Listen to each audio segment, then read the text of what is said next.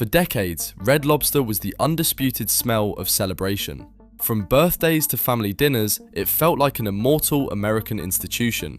It had over 700 locations and over $2.6 billion in annual revenue.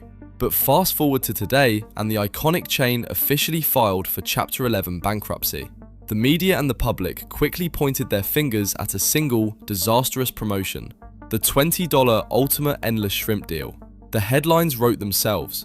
Gluttonous customers eating 83 shrimp in a single sitting had literally eaten the company into $1 billion of debt.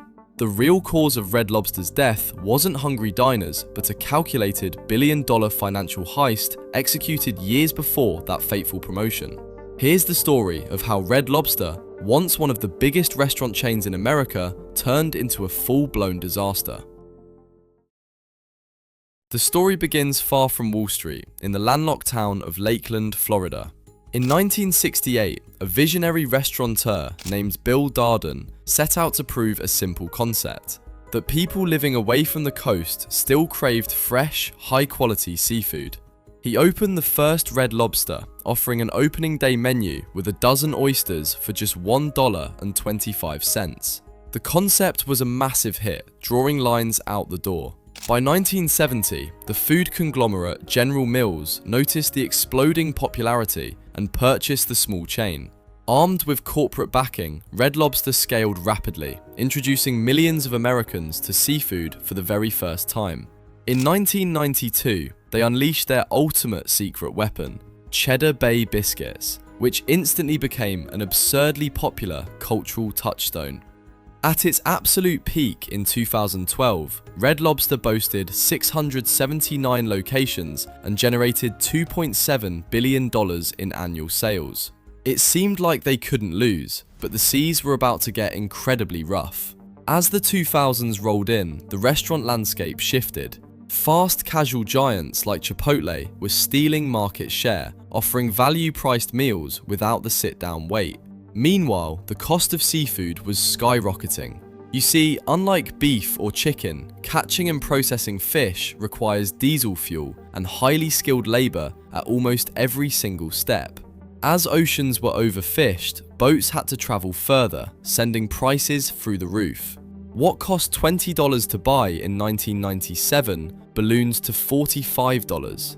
Red Lobster was suddenly trying to sell a luxury product on a middle-class, value dining budget. The restaurants began to look neglected and tired, earning the dreaded label of a wallpaper chain. Everywhere you looked, but nowhere you actually paid attention to. But then it got even worse for Red Lobster. Enter Starboard Value, an activist hedge fund that bought a stake in Darden in 2013.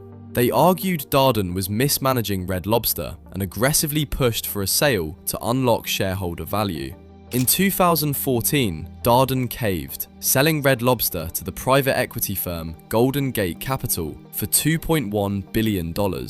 Golden Gate sold the land and buildings of over 500 Red Lobster locations to a publicly traded real estate investment trust for a cool $1.6 billion. This allowed the firm to recoup 71% of their initial investment almost overnight in cash. However, Red Lobster was now a tenant, not an owner, and no longer owned its own bricks and mortar. The restaurant chain was forced to pay rent on properties it previously owned. Red Lobster was being hollowed out from the inside, trading its most valuable long-term assets for short-term profits for its owners. But the final nail in the coffin came from across the globe. In 2016, Golden Gate sold a 25% stake in Red Lobster to Thai Union Group, a massive global seafood supplier.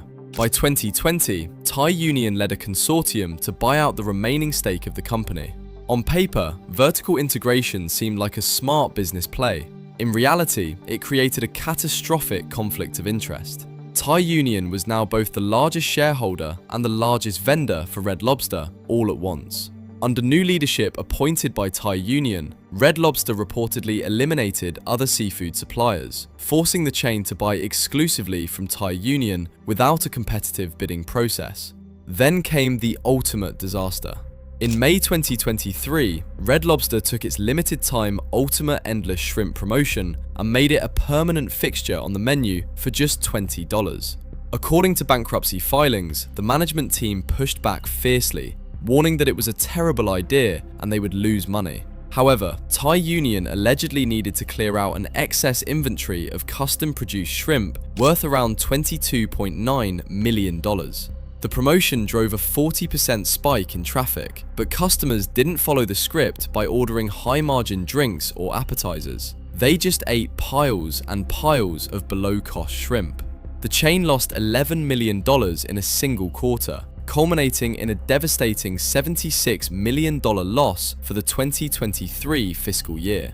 Crushed by suffocating rent leases and the endless shrimp losses that drained $76 million in the 2023 fiscal year alone, Red Lobster officially filed for Chapter 11 bankruptcy in May 2024. The company was sitting on less than $30 million in cash and had over $1 billion in debt. In the days leading up to the filing, the chain closed nearly 100 restaurants across dozens of states. Employees showed up for their shifts only to find locked doors and a note on the window. Soon after, viral videos showed the entire contents of these locations, from lobster tanks to dining room furniture and kitchen appliances, being auctioned off online in a grim and undignified end. But this story wasn't over. While the rapper Flavor Flav attempted to save the chain through viral social media campaigns and a temporary publicity boost, the real rescue came from the financial sector. In September 2024, Red Lobster officially emerged from bankruptcy after being acquired by RL Investor Holdings, an entity backed by Fortress Investment Group. Leading this new era is Damola Adamalekan, a 36-year-old former Goldman Sachs banker and the history-making CEO of PF Chang's. Backed by a $60 million capital commitment from Fortress, Adamalekan quickly got to work. As of early 2026, his aggressive turnaround strategy has involved simplifying the menu while introducing targeted new items like seafood boils. He is also taking a hard look at the company's real estate footprint, considering the closure of further underperforming stores to cut costs, and focusing strictly on the most profitable of the approximately 550 remaining locations nationwide. As of 2026, there are glimmers of hope in the water. Sales have risen roughly 10% compared to 2025. While revenue still hasn't reached pre-bankruptcy levels, Adamalekan's disciplined approach offers a lifeline. Red Lobster's collapse is a terrifying case study in how unchecked financial engineering and conflicting corporate interests can gut an iconic American brand. But with fresh capital, a clean ledger, and a visionary CEO at the helm, the restaurant might just be ready to serve up its second act. If you enjoyed this video, make sure to check out this one on how the Subway empire collapsed, going from $5 footlongs to total disaster. Click here to watch it now.